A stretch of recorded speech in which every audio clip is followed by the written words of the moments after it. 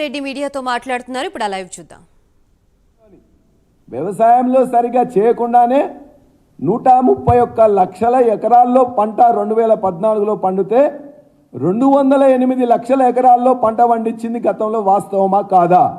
మీ వ్యవసాయ అధికారులను లెక్కలు తీయమని చెప్పండి, వాళ్ళే చెప్తారు. ప్రతి సంవత్సరం వానాకాలం యాసంగిలో కలిపి గత సంవత్సరం 203 లక్షల ఎకరాల్లో పంట పండించింది. వాస్తవమా కాదా? ఒక్క వరిలోనే 3 కోట్ల మెట్రిక్ టన్నులు పంట పండించింది. వాస్తవమా కాదా? పత్తి భారతదేశంలో నెంబర్ 3లో ఉన్నది, వరి దేశంలో నెంబర్ 1గా ఉన్నది. అదేవిధంగా మిర్చికి సంబంధించి ఇంతకుముందు ఆంధ్రప్రదేశ్ నెంబర్ 1గా ఉండేది. ఈసారి గత సంవత్సరం ఖమ్మం జిల్లా మరియు తెలంగాణ నెంబర్ 1గా మిర్చిలో కూడా వచ్చింది. అంతేకాదు, ఖమ్మం జిల్లాలో మీ అందరికీ తెలుసు, పామాయిల్ 2014లో 35,000 ఎకరాలు ఉంటే ఇలా 2 లక్షల ఎకరాలు పంట వేసినాం. ఆనాడు 2014లో 1,20,000 మెట్రిక్ టన్నుల ఫ్రూట్స్ వచ్చుంటే ఇవాళ దరిదాపుగా 2,83,000 మెట్రిక్ టన్నుల ఫ్రూట్స్ ఇవాళ వచ్చినాయి. వచ్చే సంవత్సరం తర్వాత ఇది డబుల్ అవుతుంది. 4 సంవత్సరాల క్రాప్ తర్వాత పంట వస్తుంది.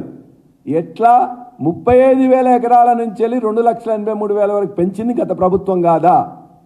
15వ స్థానంలో ఉన్న వరి దిగుబడిని నెంబర్ 1 స్థానాన్ని తీసుకొచ్చి 3 కోట్ల మెట్రిక్ టన్నులు పండించింది గత ప్రభుత్వం కాదా? మిర్చిలో ఎక్కడో ఉంటే నెంబర్ 1కి తీసుకొచ్చింది గత ప్రభుత్వం కాదా? పత్తిలో ఎక్కడో ఉంటే నెంబర్ 3కి తీసుకొచ్చింది ఇలా గత ప్రభుత్వం కాదా? వరి దిగుబడే కాదు, సాగుబడిలో కానీ, ఉత్పత్తిలో కానీ, ఉత్పాదకతలో కానీ భారతదేశంలోని ఇలా తెలంగాణను అన్నపూర్ణ రాష్ట్రంగా చేసింది మాజీ ముఖ్యమంత్రి కేసీఆర్ గారు. మీకు లెక్కలు తెలియకపోతే తెలుసుకోండి. మంచిగా 46,000 చెరువులను బాగు చేసినాం.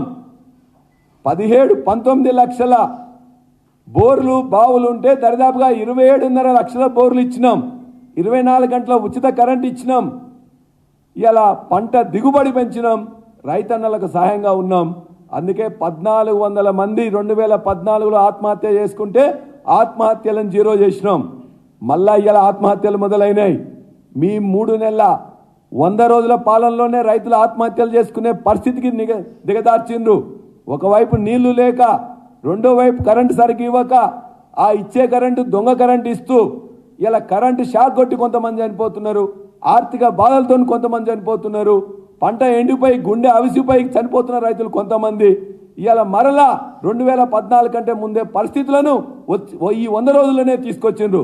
దానికి సిగ్గుపడండి. ఇప్పుడైనా మేల్కొనండి. ఇక్కడున్న వాళ్ళకు రుణమాఫీ ఇవ్వండి, రైతు బంధు పూర్తిగా ఇవ్వండి, వరి బోనస్ 500 రూపాయలు ఇవ్వండి. వెంటనే ఈ యొక్క 10,000 రూపాయలు మీరు ఇస్తున్న దాన్ని 2 లక్షల ఎకరాలకు ఎన్యూమరేట్ చేయాలి, వాళ్ళకి వెంటనే ఇవ్వాలి. ఎలక్షన్ కమిషన్ నిబంధనలు అడ్డున్నాయంటే పర్మిషన్ తీసుకోండి.